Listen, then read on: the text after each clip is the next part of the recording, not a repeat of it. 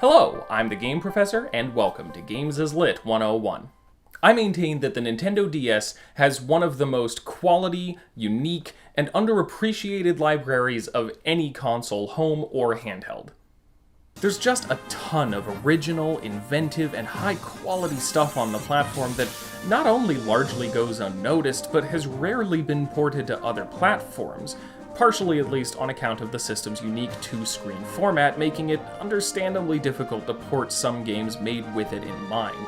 There are so many underrated games on the DS, and among them is the one we're talking about today, Ghost Trick Phantom Detective. Shu Takumi is a game director at Capcom, and back when he first started in the industry, he was disappointed at how few mystery games there were. He loved mystery novels, movies, and television shows, and at a time when most games were still heavily combat-focused, he wanted to figure out a way to tell a compelling mystery story in an interactive format. This led him to create the revolutionary and all-around fantastic Ace Attorney series. He helmed the 3 games of the original Phoenix Wright trilogy, as well as Apollo Justice, the best one, but then decided he wanted to try something different. The result is Ghost Trick Phantom Detective. The player takes control of a spirit who can move from object to object in the environment and manipulate them in various subtle ways. It's part puzzle platformer, as the player warps between objects and changes the environment to get them from point A to point B, and part timed puzzle game, where the player repeats a sequence of events to try and figure out how they can change the narrative outcome. It's an inventive idea for sure, especially for its time in 2010, and the result is one of the more unique games in the DS's already refreshingly original library. And of course, it's also a mystery story, as one would expect from the creator of one of gaming's most renowned and beloved mystery series. And today on Games is Lit 101, we're going to talk about that story, what it means, how it means it, and how the interactive nature of the game contributes to that meaning.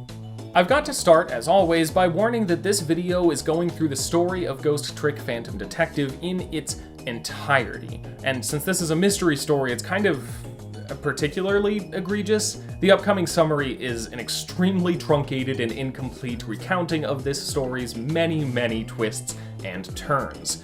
So the game is available on the Nintendo DS and on iOS devices, so if you have the option to play it before watching this video, I highly recommend that you do. So then, without further ado, let's get into Ghost Trick Phantom Detective and see what the game has to say about truth, fate, and community.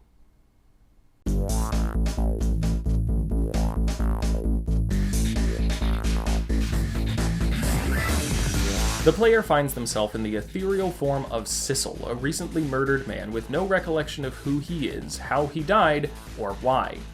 With him is Lynn, a young police officer who probably saw what happened, so he does his best to protect her from an assassin using his powers of the dead, hoping that she knows something and can help him figure out who he is and why he was killed. Ghost Trick has a whole lot of rules governing the abilities and movements of the dead, because they apply just as much to the moment-to-moment play of the game as they do to its story. So I'm going to take a second and just outline all those rules right now, because if we go through the story beat by beat and cover each of these rules as we encounter them, we are going to be here all day long. A friendly spirit named Ray walks Sissel through his powers. Ray isn't here for long, but he's still really important, so keep him in mind. Anyway, Sissel can travel short distances between objects in the environment, possessing them and manipulating them in simple ways. This allows him to move from one place to another, as well as to try and alter events in small but significant ways. Sissel can also possess the corpses of the recently dead to go back in time to 4 minutes before their death, and if he can alter events enough to keep them alive, he can change the present to prevent their deaths entirely. The consciousness of the recently dead isn't always awake, so to speak, in which case they have no memory of what happened. But if they are conscious when Sissel possesses them, they can talk to him throughout the process, and they remember everything that happened once their fate is changed. They even develop a spiritual core that Sissel can connect to in the future to talk to them telepathically, even when they're alive. Sissel's range from item to item is small, but he can also travel along phone lines as long as he learns the location by possessing the phone during a call. Though, when he's back in time in the 4 minutes before someone's death, he can only travel on phone lines during calls themselves. Sissel cannot, of course, use these powers to bring himself back to life, and according to Ray, a spirit of the dead will dissipate with the rising of the sun the next morning. so he has only tonight to discover who he is and why he was killed before he disappears into the afterlife forever. Alright, that should just about cover everything we need to know about Sissel's powers, for now at least. There will be a couple more, and we'll get into how they connect the story and gameplay later, but this should at least make summarizing the story a good deal easier. As a general rule, just trust that no matter how outlandish something is, it does make sense in the context of this story and universe. After saving Lynn, Sissel travels across the telephone lines to save a dog named Missile, who lives at Lynn's apartment with a little girl named Camilla. Missile is awake for the whole thing, because he's an extremely good boy, so he'll remember Sissel in the future. Camilla retrieves a box at Lynn's request, then leaves to meet her at a restaurant called the Chicken Kitchen. When Sissel gets back to the junkyard, Lynn has been killed again, this time in the presence of her superior officer, the enthusiastic and eccentric Detective Cabanela, as well as the superintendent of the junkyard, a strange old man with a blue pigeon who never gets named. So I guess I'll just call him Pigeon, why not? Sissel saves Lynn from another assassination, and this time she's awake for it. Though they can talk now, Lynn herself has no recollection of the moment of Sissel's death, only that he asked her to meet him there regarding information on a case she's working on. She's hesitant to commit to helping him figure out who he is, though, because tonight is an important night for her too, though she doesn't elaborate further. But Sissel still decides to save her. Didn't I tell you a minute ago you don't owe me? Huh? I'm certainly not going to treat your life like some kind of bargaining chip. Lynn, it turns out, is working on a case unofficially, and Cabanela doesn't want her near it, so he tries to keep her here under suspicion of Sissel's murder. But she escapes to the basement, where she dies again. Yeah, this is kind of a running theme in the game, if you couldn't tell, and one that Lynn actually lampshades rather hilariously. I died again! Sissel messes with a complicated Rube Goldberg machine that will be very important later, and stops it from going off and killing Lynn. At this point, they uneasily decide to cooperate, even if their actual goals aren't quite aligned, and she sends Sissel off to a prison to find a particular inmate's schedule for the next day. The prison specifically holds people involved with issues of national security. A rock singer who sang national secrets out on stage, and a random man who broke into the police department with a flamethrower and accessed similarly important government secrets. Then there's former Detective Jowd, who supposedly killed his own wife right in front of his daughter 5 years prior, but Lynn thinks he's innocent, and she's trying to prove it. Jowd is the one who inspired her to get into the force by saving her from a man who took her hostage 10 years ago. Cabanela is close to Jowd too, though he apparently reacted to Jowd's imprisonment by focusing on maintaining his spotless record and climbing the career ladder to the exclusion of all else. In any case, Jowd's schedule is empty, indicating his execution is tomorrow, an execution he apparently asked for himself. He's also painting Sissel, implying he knows something about who he is. On his way out, Sissel sees security footage from the junkyard clearly showing Lynn raising a gun, firing wide once, then firing again and killing Sissel. There's also a cat that climbs out of the bag Sissel was holding sometime later. Then Sissel gets an opportunity to travel to the Chicken Kitchen, where Lynn is waiting for Camilla. But, surprising no one, Lynn is already dead when he arrives. Turns out a van crashed into the restaurant, knocked loose a giant chicken drum hanging from the ceiling, and Lynn pushed a waitress out of the way and got crushed underneath it.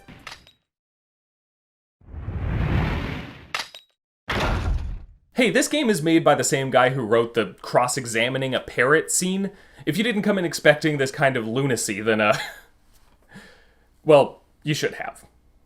Saving Lynn again introduces us to this suspicious pair of foreigners with a large suitcase, and Sissel saves Lynn despite the fact that she apparently murdered him. So, what are you gonna do now? I mean, you fulfilled your goal, right? You found out who shot you. Are you going to get revenge? That would be easy enough to do. All you have to do is not save me. Is this the ending I was hoping for? Had I unraveled all the mysteries of me? What am I gonna do now? I'm gonna save you, that's what. This is where we find out that Sissel can do an inception, so to speak, by going into someone's 4 minutes before death, even while he's already back in time in those 4 minutes for someone else. He fixes this whole thing not by saving Lynn, but by saving the driver who crashed into the restaurant. But now, we have to delay Jowd's execution, so Lynn goes to try and convince the Justice Minister to revoke it, while Sissel goes to stop it from happening in the meantime. He's too late, but is of course able to manipulate the 4 minutes prior to Jowd's death to help him escape, making Jowd aware of his powers of the dead in the process. But Cabanela catches him and takes him to the Justice Minister.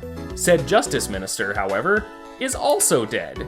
He died of a heart attack after getting a call from the foreign woman from the chicken kitchen saying she has his daughter and will kill her unless Jowd's execution goes through tonight.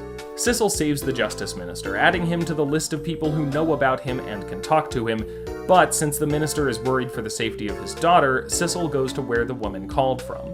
She and her companion are in a room with a strikingly similar contraption to the one that killed Lynn at the junkyard, and they bring Camilla in too. She has a core now, indicating she's died and been brought back since we last saw her, but Sissel doesn't know how, because he did not do that. But we do find out the truth behind Jowd's crime. He didn't shoot his wife, but Camilla, who it turns out is his daughter, set up this Rube Goldberg machine as a birthday surprise for her mother, Alma, and it went impossibly wrong, shooting Alma and killing her. Cause it's a Shu Takumi game. We may get dancing detectives and death by giant chicken drums, but it still wouldn't be complete without at least a little bit of accidental matricide on a child's conscience. Jowd intentionally took the blame to protect Camilla and advocated for his own execution to ensure the case was completed and forgotten and couldn't come back to haunt her. But, of course, we now know that Camilla is Jowd's daughter, not the minister's. She was kidnapped instead by mistake. This cuts through Jowd's contentment with his upcoming execution, motivating him instead to save his daughter. I want to save Camilla in more ways than one, and that's all there is to it. I see, my old friend. In more ways than one. So, after some work to convince the Justice Minister that his daughter is indeed safe, he finally cooperates, and we find out that his body was literally controlled against his will to sign the papers for Jowd's execution. This folds into an existing theory of Jowd's and Cabanela's, that there's a manipulator who's been using powers similar to Sissel's to drive events like Alma's death and the minister's execution signing, and may have also forced Lynn to kill Sissel. Lynn heads to the park where Camilla was taken from, and Cabanela leaves to look into the manipulator's presence. At the park, Sissel tries to save a strange man passing out flyers and happens to witness Camilla's kidnapping as well. But there's another presence here, manipulating things to save Camilla and kill the strange man instead. Is it the fabled manipulator? No! It's Missile! He got out of the apartment and got run over by the foreign man who took Camilla, then came to with his own powers of the dead. He can swap two similarly shaped objects. They're unable to stop the kidnapping, but they do save the strange man along with some important evidence, and Missile decides to stay dead for a while so he can help. When I was alive, I couldn't even help Miss Camilla when she was in trouble, and I want to be able to protect Miss Camilla. And to do that, I need these powers I have now. Cause he's an extremely good boy. Time for a bit more exposition. 10 years before the events of this game, a meteorite crashed in this park. It was named after the park, Temsic. What's more, it fell as Jowd was trying to save a young Lynn from a man with a gun. By pure happenstance, a fragment of the meteorite struck the man through the heart, killing him. Jowd still considers himself responsible though, since he was an inexperienced, overzealous cop at the time and his armed threats pushed the man to desperation. At the time, I was a young and green detective, brandishing my sense of justice like a sword. I made him panic. Got you involved, Lynn. It was all my fault. Also, the man in question seems to be Sissel, though Jowd says that was not his name. Before he can explain further, though, they get a call from Cabanela, who's back at the junkyard with... Sissel? Well, more accurately, someone in Sissel's body. This, it turns out, is the manipulator. Said manipulator seems to feel no pain, and his body is unaffected even by bullets. I got nothing to say to you. You never listen anyway.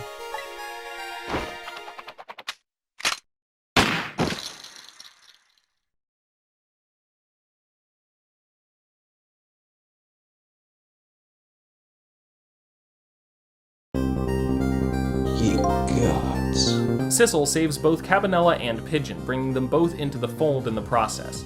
Turns out, they've been working together to figure out how the manipulator works. He is indeed the same person that was killed 10 years before, but his powers of the dead allow him to manipulate objects and even living beings, and he possesses his own body to move it around. He was granted these powers by the meteor itself, which also keeps his body suspended in time as of the moment it was struck, which is why it heals immediately from any wound. He's been working to take revenge on Jowd, Cabanela, and Lynn for his death 10 years prior, and tonight is the night he plans to escape the country with these strange men, who are foreign officials on a submarine coming to get him so he can sell his superpowered services to their government. Oh, and since the Temsic meteorite is what grants the powers of the dead, that's also how Missile ended up getting them. He was run over right next to the original crater site. Okay, see what I mean about synopses of mystery stories being terrible? This is all very out there. You won't find me arguing about that, but it does actually make sense in the context of the story, and it's all set up surprisingly well. But if you haven't played the game for yourself, you're just going to have to take my word on that, because this summary is running long as it is. Jowd and Lynn track the manipulator to the foreign submarine, where Sissel saves Lynn again after the manipulator used Camilla to kill her. The captain of the sub takes that opportunity, when the manipulator isn't in his original body, to take the Temsic meteorite fragment out of the body and leave the ship, along with jettisoning the control room Jowd and the body are in, leaving the whole thing to sink and trap the manipulator at the bottom of the ocean, along with our heroes. The manipulator's real name is Yomiel, not Sissel. He explains his revenge plan, how he manipulated Camilla's contraption to kill her mother 5 years prior, and staged his own murder to frame Lynn, and tells of how he spent the 10 years after his death in lonely darkness, giving in to hatred and rage that he's beginning to regret. The manipulator softens toward Lynn when she shows compassion for him, and Sissel now accepts that this never was his body to begin with. He finally gives up on this false image he had of himself, assuming the form of a spirit once more. Do I know this man? Now that I've shed my image of myself, I feel like I'm one step closer to the truth. As a desperate final measure, Sissel, Missile, and Yomiel ride a torpedo to the control room, which, turns out, can't actually reach the surface and is doomed to float eternally in the deep along with Jowd, Yomiel's body, and the henchman, who turns out to be a robot. Your country's use of technology is plain off. We get that a lot, Detective. But there's one last bit of hope. Yomiel's body was trapped in stasis for the past 10 years, meaning it only truly died when the Temsic fragment was removed mere minutes ago. So Sissel and friends jump back to the 4 minutes before Yomiel's death, 10 years in the past. This is the final puzzle of the game, and after a complicated series of manipulations, setbacks, and changes in fate, they manage to save everyone, despite Yomiel sustaining some pretty gnarly injuries in the process of saving young Lynn. This leads to an entirely new timeline, where Yomiel never died or got powers of the dead, and everyone should be just fine.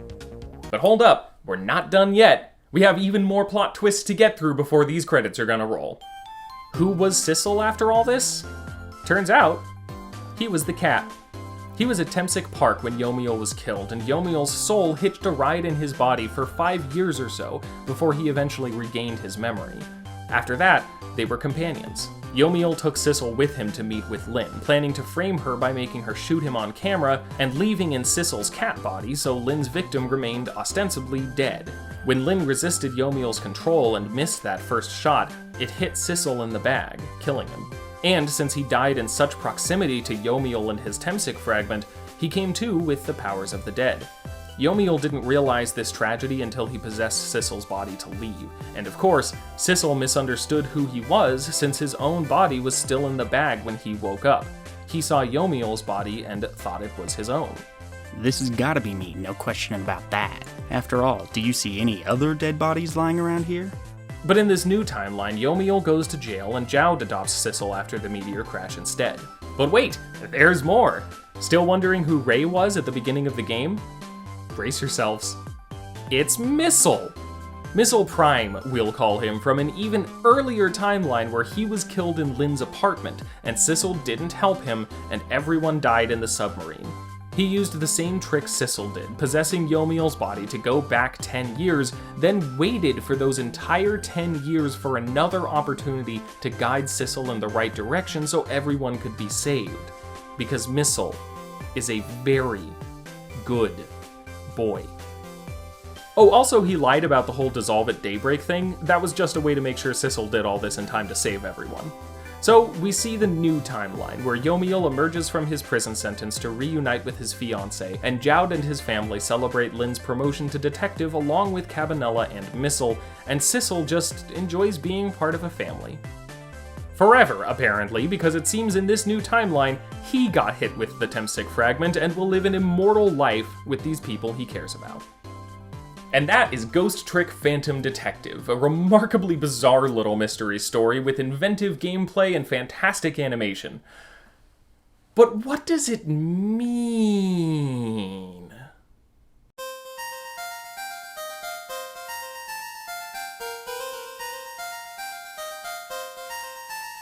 There is one thing I want to talk about before we get into all of the themes and meaning and stuff, and that's how Ghost Trick's gameplay aids in helping make the story more believable and easier to follow. Ghost Trick Phantom Detective is a story with a lot of rules. It applies a great number of detailed abilities and restrictions to Sissel's existence as a ghost, and continues to do so as it expands our understanding of the afterlife and the powers that Temsic grants. That can help any fantasy story remain consistent and interesting, but what really makes it work in Ghost Trick is the way these rules apply equally to both story and gameplay. They're what govern the player's movement, and they're what the player has to use to figure out each of the game's many puzzles. At its base, this is just a harmonious ludonarrative approach. The gameplay and story line up very well here. But even more importantly than that, it's a way to help ground this absolutely wild story as it weaves through its increasingly absurd twists and reveals.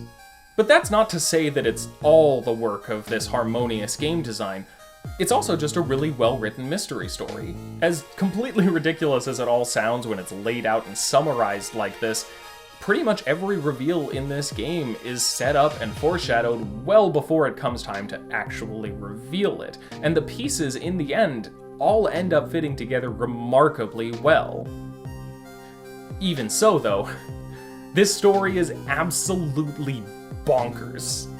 Seriously, Shu Takumi wrote a mystery to rival even the most convoluted of JRPGs. I wasn't lying when I said it all comes together really well, but this is still a game where the ghost of a man tries to solve his own murder only to find out that he isn't actually himself. Himself was a criminal from 10 years ago who was hit with a meteorite that gave him superpowers so he could plot his revenge over the next decade, but ended up leaving enough bodies in his wake near the meteorite that he gave them superpowers so they could eventually stop him from being killed in the first place, all due to the spirit of a dead dog that came from another timeline entirely to stop the original sad ending from taking place. Like, wow. But aside from all the narrative pieces fitting together perfectly under scrutiny, it works in the moment as well, and I really think a lot of that is because the player spends most of the game's playtime interacting directly with all of these hard and fast, complicated rules that the story has laid out. In short, the gameplay grounds the story in an observable, believable understanding of its mechanics. The player becomes intimately familiar with much of the story's absurd fantasy nonsense because it's not only laid out in detail, but it's the foundation of Ghost Trick's gameplay. It's a lot easier to swallow the ridiculous plot twists in late game when the player has been getting intimately familiar with the basic facts of these fantasy elements throughout the entire experience. It's kind of like the concept of a difficulty curve in game design. A good difficulty curve isn't just about the game getting harder as it goes, it's also about the player getting better at the game. As they play, they become more familiar with the game's mechanics and systems, and that familiarity allows them to grasp increasingly complex concepts and tackle increasingly difficult challenges.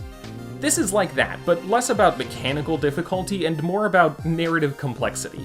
What sounds like an absolutely convoluted, unfollowable cavalcade of lunacy is actually far easier to grasp than you might think when you've been spending the game's whole runtime engaging directly with the rules governing it all. Ghost Trick designs the game systems to align so perfectly with the canonical narrative powers of the dead that even if the player finds out that the protagonist is actually a cat who died near the guy with the meteorite fragment lodged in his time-stuck body, it's not all that hard to believe and follow. It's a really impressive bit of game design as storytelling, and just one of many things that makes Ghost Trick such a unique game. And while I'm praising its presentation, I just have to take a second to say that the animation in this game is stunning. These are all 3D animations that were converted to 2D sprites before they were implemented in the game, and you can just feel the energy and personality coming off of these characters. Look at the way the henchman inputs commands in his console. And Cabanella's dance when he enters a room.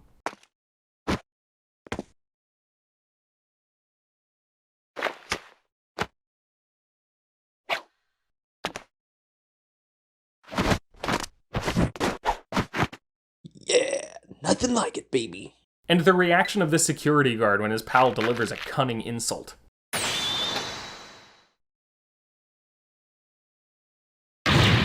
It's just some remarkable animation work, and it contributes a lot to the game's already unique feel. But that's enough of that.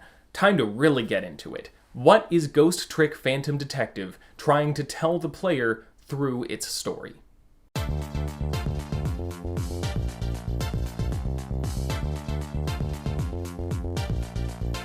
This one's kind of obvious, right? Some genres have theming sort of embedded in them by default. A mystery story is already about uncovering truth, so generally speaking, it's safe to assume that one of the themes of most mystery stories is that truth is a good and valuable thing worth uncovering. But let's talk a little bit about how Ghost Trick specifically manifests this idea. The idea of big, important secrets is central to Ghost Trick's story.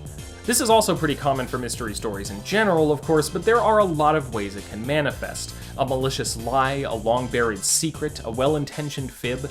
Secrets of national importance are obviously a major element of this game's plot, keeping the overall concept in focus through most of the story, but Ghost Trick takes a particular interest in exploring the motivations behind the individual secrets being kept.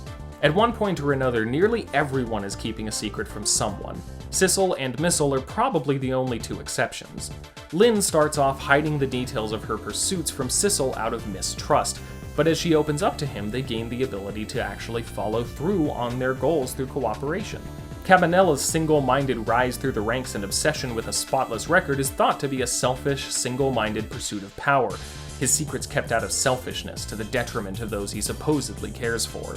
But his true secret is his selflessness, that his spotless record is just a way to maintain a high enough position to work toward proving Jowd's innocence on the side. Jowd is, of course, keeping a huge secret, the true events of his wife's death and the apparent culpability of his young daughter. His secret is kept out of love for his daughter, and he plans to take it to an early grave just to make sure she is safe. Meanwhile, all the villains have rather single-minded and selfish reasons for their secrets. Yomiel's plot for revenge is what started all this, and the little commander dude's plan to take Temsik and trap Yomiel beneath the sea is quite the dishonest betrayal. Though we also have Ray's well-intentioned lies and hidden past, used with intention to spur Sissel to action and save everyone's lives. At first, it seems like the game is drawing a distinction between secrets kept for selfish reasons and secrets kept for noble ones, but as the game goes on, all of these secrets, selfish and noble alike, are brought to light, and in every case, it's an unambiguously good thing. In fact, even the nobly kept secrets are generally revealed to have been a bad idea. Cabanella's pursuit of power and attempts to keep Lynn out of things only puts strain on their relationship. Lynn's mistrust towards Sissel, well, understandable enough at first, is ultimately just a roadblock to accomplishing their goals, and opening up to each other is the only thing that lets them make any progress. Jowd's secrets are undoubtedly the most well-intentioned and least self-centered, but even so, they only get in the way of finding the truth behind the tragedy of his wife's death, and nearly deprive Camilla of her father forever. And obviously, Yomiel's secrets only went toward harming others, and the moment he lets himself open up to the people he hates instead of stewing in invisible rage, he finds himself empathizing with them. All the secrets kept in this game, regardless of intent, do little more than hurt others and impede justice. Well, except for one, Missile Prime, who deliberately deceives Sissel to get him moving in the right direction on an appropriate timeline. This might be an even more selfless deception than Jowd's, at least probably pretty close. This very good boy spent 10 lonely years as a spirit just for another chance to save the people he loved, and told one little lie at the end of it to make sure it worked out. It's really the only secret in the game that doesn't fall quite as neatly into its theming about the importance of truth. But even then, its purpose was to get Sissel to work toward the truth with others, and Missile Prime's identity and this deception are revealed at the end, so it's not a complete contradiction. In any case, Ghost Trick Phantom Detective, overall, values truth as an absolute good, and anything that hampers it as, well, not evil necessarily, but still very much not good. That obscuring of the truth is what kicks all this off, after all. The central conflict of the whole story is Sissel's own lack of identity, which is only because he can't see his own body in the bag underneath Yomiel at the beginning. Identity is one of those ideas that Ghost Trick uses a lot, but doesn't say much about. Sissel's identity is the driving force of the plot, but in the end, the story doesn't do much to establish what makes him who he is in the way that, say, Knights of the Old Republic or Dust and Elysian Tale do. Instead of exploring the theme of identity, Sissel's lost memory is used to further demonstrate the importance of truth. Sissel's entire self-conception was wrong simply because he couldn't see the truth behind his own death. The obscured facts of how he died left him unable to even know himself. The game even takes this one step further with Yomiel's extremely tragic ultimate plan.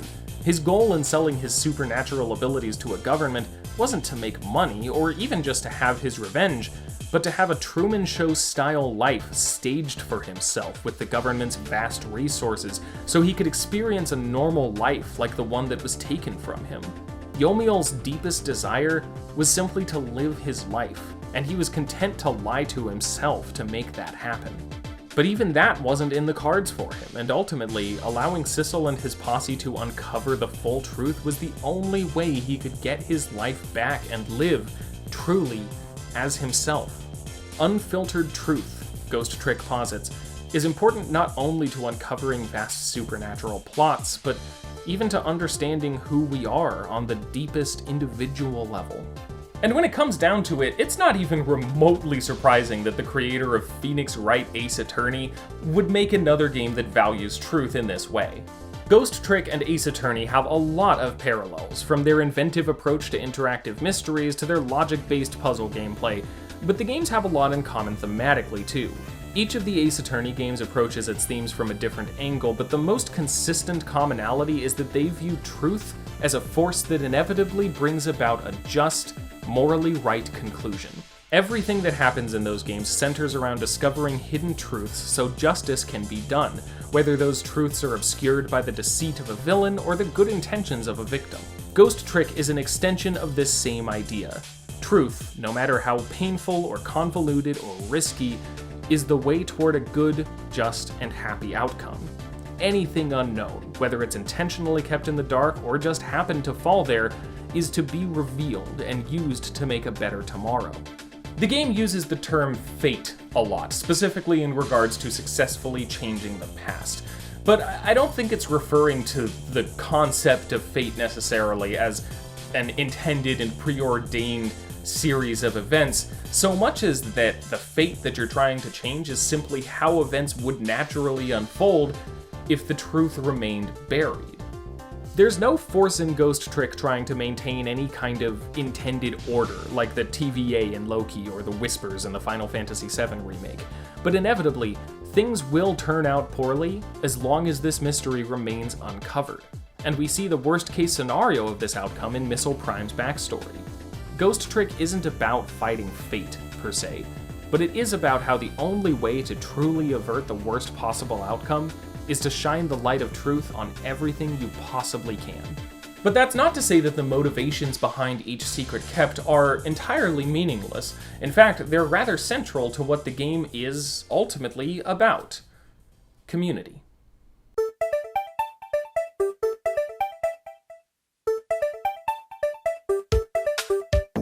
The light of truth uncovering Ghost Trick's mysteries is not the only thing growing steadily over the course of the story. The group of people involved grows too. At the beginning, Sissel has no idea who he is, and little reason to care about anyone beyond himself. Uncovering the truth of his identity is the ultimate goal, but the key to uncovering that truth is other people. He has to save a woman he doesn't even know, then save a loyal little doggo, then well, Lynn over and over again mostly, but the point is that Sissel's success is reliant on his connecting with other people and forging trusting bonds with them. This theme of the bonds we forge with others is ultimately no less central to the unfolding mystery than the concept of truth itself. The game has kind of the real supernatural mystery we solved as the friends we made along the way thing going on by the end. This final twist of Sissel's immortality is really important because it ties the themes of community and identity together and further cements Yomiel and Sissel as each other's dramatic foils. Yomiel's revenge plan was motivated by a feeling of maddening loneliness, not only because he spent 5 years possessing a cat and remembering nothing of who he was before, but because by the time he finally did remember and retrieved his body, his fiancée had committed suicide out of grief over his death. Yomiel dealt with his complete lack of identity and purpose alone, and moved from that state of undeath directly into immense grief. Also alone, save for a single cat. It's probably safe to say that without Sissel by his side, Yomiel would have fallen even further into despair and hatred. As it stands, Yomiel is the only major character in the game whose actions are driven entirely by his own self-interest rather than the good of others. This is an intentional contrast to Sissel's character arc, in which he slowly starts opening up to people and sort of collects them one by one, drawing them all into this weird supernatural mystery that they can all work together to solve.